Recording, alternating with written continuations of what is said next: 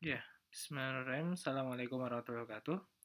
Jumpa lagi di channel Kelas Kimia Lukman, channel yang membahas mengenai materi dan soal-soal Olimpiade.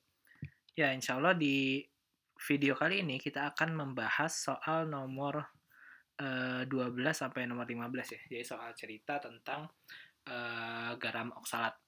Nah, soal ini adalah soal gravimetri ya. Gravimetri dan titrasi. Gravimetri dan titrasi karena di sini ada titrasi KMN, titrasi permanganat. Nah, langsung aja kita mulai ke pembahasannya. Pertama di soalnya kita bahas dulu di wacana ya. Sebuah sampel 200 ml larutan mengandung Ba2+ dan Ca2+ akan dianalisis kandungan ion tersebut melalui rancangan eksperimen sebagai berikut. 1. Larutan diendapkan dengan penambahan NaC2O4 sehingga terbentuk endapan putih bermasa 2,265 gram. Nah, berarti otomatis gini, ketika kita tahu sampelnya itu ada Ba2+ dan ada Ca2+. Nah, Ba2+ dan Ca2+ ini mengendap dengan ion oksalat C2O4. Jadi kalau misalkan kita lihat di sini ya, nah ini kunci jawabannya, cuman kita bahas dulu sedikit aja. Jadi yang namanya Ba2+ itu, jadi kalau misalkan kalian punya Ba2+ ya, Ba2+ dan Ca2+ itu dia akan mengendap dengan ion oksalat ya.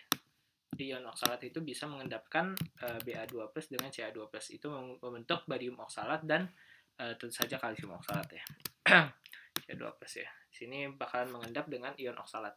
Sehingga membentuk apa? Membentuk barium oksalat dengan kalsium oksalat. Nah, itu dua-duanya itu merupakan endapan putih. Nah, itu adalah barium oksalat dan natrium kalsium oksalat.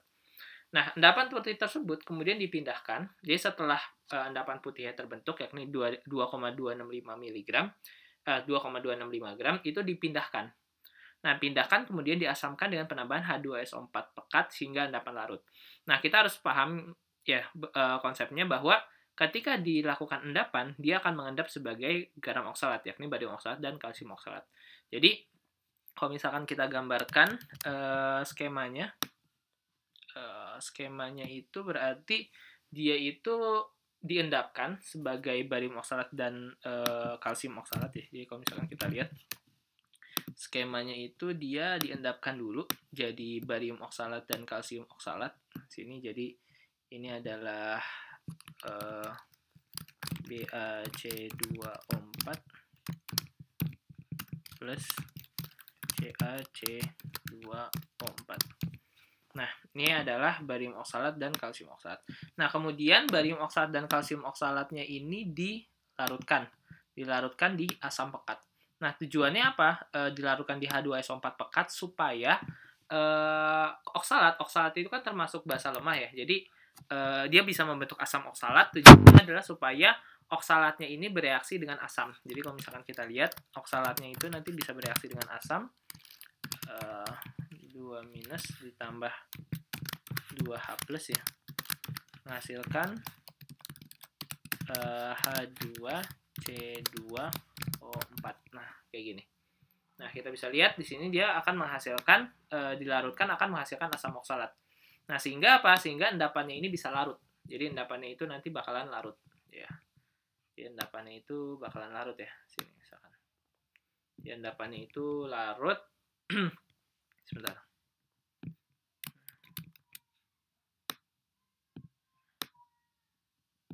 Endapannya itu larut.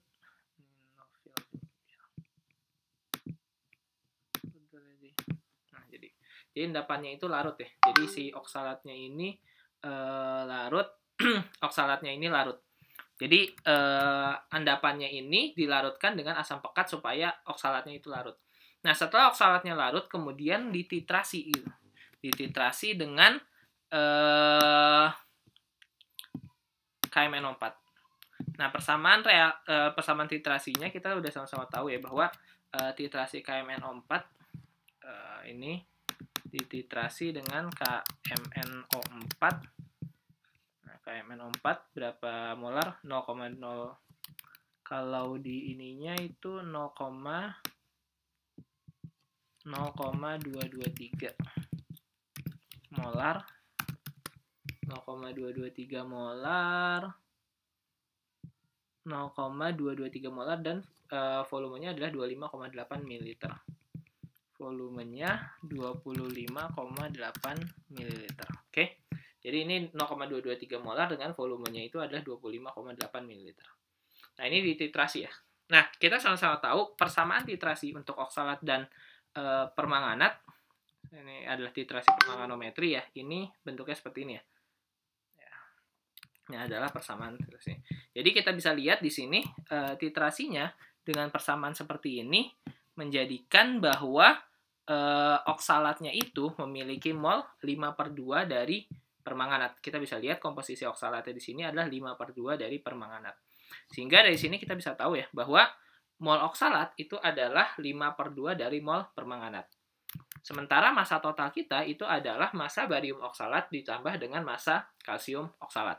Massa barium oksalat tambah massa kalsium oksalat. Sementara mol oksalatnya adalah 5/2 dari mol permanganat. Dan karena semua oksalat ini hanya berasal dari barium oksalat dan kalsium oksalat yang masing-masing menyumbang 1, maka mol oksalat kita bisa simpulkan bahwa mol oksalat itu sama dengan mol barium oksalat ditambah mol kalsium oksalat. Sehingga dari semua persamaan ini kita jadikan satu, bahwa kita dapat massa total kita sama dengan massa barium oksalat ditambah massa kalsium oksalat. Nah, ketika dalam bentuk massa, saya rubah semua dalam bentuk mol ya. Jadi kita ganti sebagai mol barium oksalat kali mR barium oksalat ditambah mol kalsium oksalat kali mR kalsium oksalat. Terus ini 5/2 kali mol permanganat, ini sama dengan mol barium oksalat ditambah mol kalsium oksalat. Nah, massa totalnya itu saya ganti semua dalam miligram. Ini jadi kenapa di sini 2265, karena saya ganti dalam miligram. Karena di sini kan dia 2,265 gram. Kita ganti dari dalam miligram supaya molnya itu menghasilkan milimol. Supaya cocok dengan hasil titrasi kita yang juga menghasilkan milimol. Nah, makanya di sini 2265 mg sama dengan mol barium oksalat. Misalkan kita anggap aja ini sebagai X ya. Bisa kita anggap sebagai X. Dan ini kita anggap sebagai Y. Kita anggap sebagai Y. Katalis ada. Nah, ini kita anggap sebagai Y. Ini juga kita anggap sebagai X, ini kita anggap sebagai Y. Sehingga dari sini sebenarnya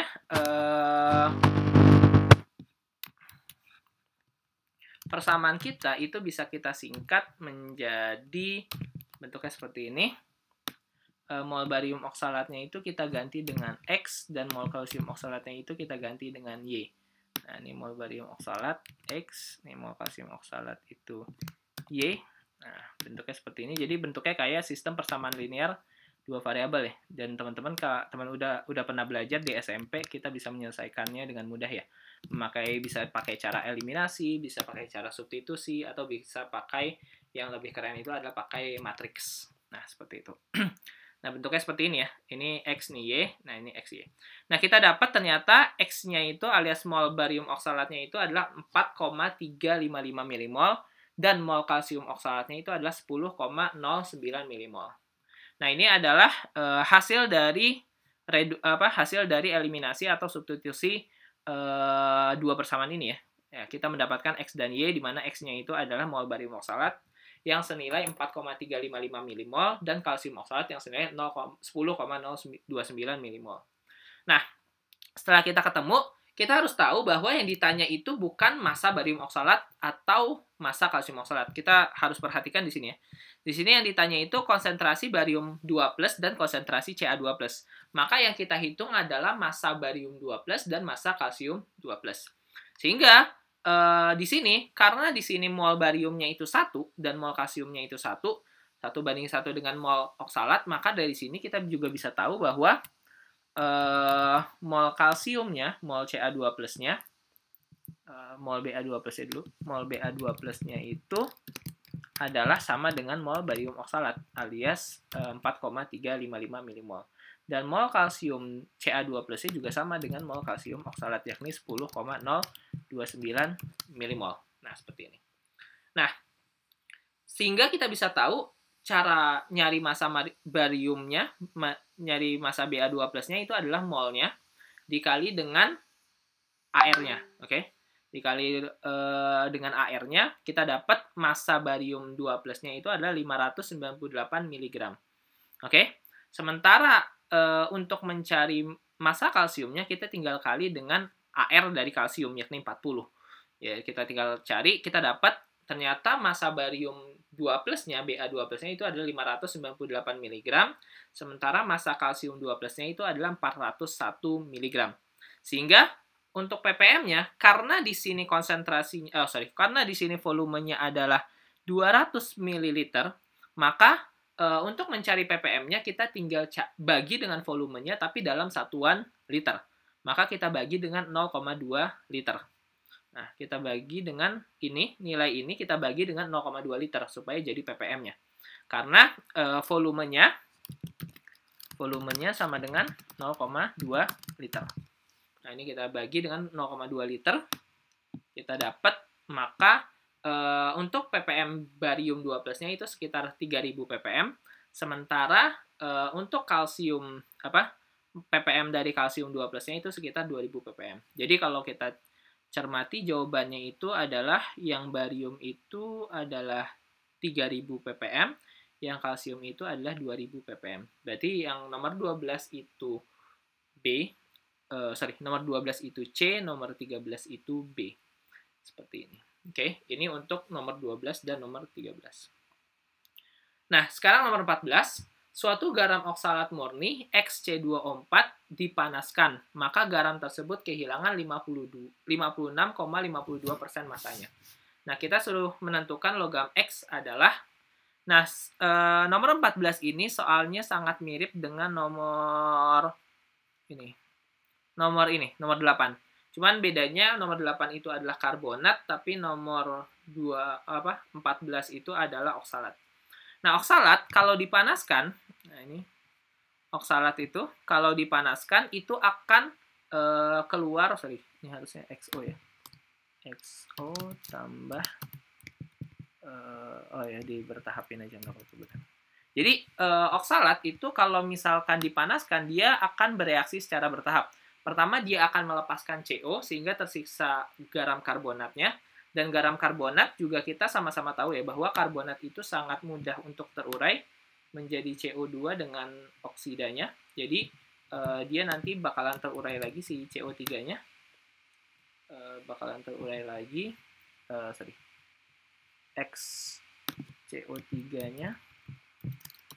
CO3-nya akan terurai menjadi XO plus CO2. Nah, ini karakteristik dari garam oksalat yang umum ya. Jadi dia pertama terurai melepaskan CO sehingga tersisa garam karbonat. Nah, garam karbonatnya kemudian terurai lagi sehingga tersisa oksida dari logamnya yang melepaskan CO2. Sehingga kalau misalkan kita panaskan secara terus-menerus, maka termografimetriknya itu bakalan turun terus sehingga menyisakan XO, yakni oksida dari logamnya. Nah, sehingga dengan cara yang sama, di sini kita bisa lihat persen yang hilang itu adalah 56,52%. Alias persen yang hilang itu adalah MR dari CO dan CO2. Karena CO dan CO2-nya lepas ya, jadi gas. Sementara persen awalnya itu adalah 100% ya, yakni adalah MR dari XC2O4. Di mana Z-nya ini atau MR dari XC2O4-nya ini adalah 128. Sehingga dari sini kita bisa tahu bahwa X-nya itu adalah 40. Nah, yang X-nya 40 alias yang AR dari X-nya itu 40 itu adalah kalsium. Berarti otomatis jawabannya adalah C. Jadi nomor 14 itu adalah jawabannya C, kalsium. Seperti itu. Jadi gitu ya. Jadi karakteristiknya kita belajar kemarin karakteristik garam karbonat. Itu dia kalau misalkan dia dipanaskan itu akan membentuk oksida dan melepaskan gas CO2. Itu karakteristik umum sekali dari karbonat. Terus juga kita belajar sekarang karakteristik dari garam oksalat. Dimana kalau oksalat itu dipanaskan maka akan melepaskan CO terlebih dahulu dan menyisakan garam karbonat. Terus garam karbonat ketika dipanaskan lagi akan ketika pemanasan yang berlanjut akan menghasilkan XO alias oksida dari logamnya. Nah, dari sini kita bisa tahu logamnya kira-kira apa. Nah, kalau misalkan metodenya namanya termografimetrik ya. Jadi kelihatan banget dari awalnya biasanya itu berbentuk garis-garis ya. Jadi kalau misalkan di awalnya terus nanti bakalan turun terus dan berlanjut seperti itu. Nah, itu dari termografimetriknya. Bentuknya seperti itu. Tapi biasanya dalam bentuk diagram sih. Nanti mungkin lain kali soalnya itu nanti dalam bentuk diagram termografimetri biar teman-teman bisa belajar juga tentang termografimetri. Seperti itu. Nah, ini nomor 14. Nah, nomor 15 itu adalah nomor terakhir. Ion di bawah ini dapat mengendapkan salah satu ion di sampel tapi tidak dengan ion lain. Nah, artinya dia hanya mengendap pada salah satu dari sampel tersebut aja. Tidak nitrat. Kenapa? Karena nitrat itu, semua nitrat itu larut. Jadi semua nitrat itu larut. Jadi otomatis ya kalau garamnya nitrat ya pasti akan melarutkan baik Ba2+ maupun Ca2+. Fosfat, kalau fosfat dua-duanya akan mengendap. Kalau Cl dua-duanya juga tetap larut, itu kalsium maupun barium. Nah, kalau karbonat dua-duanya juga mengendap. Nah, yang bisa itu cuma sulfat. Karena sulfat itu relatif dia akan mengendap dengan barium. Barium sulfat itu mengendap, sementara kalsium sulfat itu relatif lebih larut dalam air. Sehingga yang cocok untuk mengendapkannya itu adalah sulfat. Berarti nomor 15 jawabannya E. Nah, seperti itu. Oke. Ya, mungkin untuk video kali ini cukup sebentar ya. Sekian aja. Kita bahas soal grafimetri dan titrasi ya. Jadi konsepnya sebenarnya sama ya. Jadi kalau yang namanya grafimetri, kalau misalkan teman-teman udah pernah ngikut pelatihan sama saya ajarin ya grafimetri, itu konsepnya sama bahwa kita pertama harus menjelaskan dulu, kumpulin dulu informasi awalnya, terus kemudian ubah jadi model matematikanya, terus kemudian ubah variabelnya, terus kemudian baru kita akan ekstrak dari variabelnya itu komposisi masing-masingnya. Itu untuk grafimetri. Sementara titrasinya kita belajar titrasi permanganometri ya. Titrasi permanganometri yang dimana reaksinya antara permanganat ya, permanganat dengan oksalat. Nah, sini permanganat dengan oksalat ya. Ya, mungkin sekian aja. Kalau misalkan di pembahasannya ada kesalahan, silakan di komen aja ya, sikat komentarnya, kolom komentarnya, atau ada yang mau usul lain, pembahasan lain, bisa dikontak saja di medsos saya, bisa di IG, bisa di email, bisa di komen YouTube, bebas. Ya, mungkin sekian aja untuk video kali ini. Sampai jumpa di video-video selanjutnya. Terima kasih. Jangan lupa di like, di komen, dan di subscribe. Assalamualaikum warahmatullahi wabarakatuh.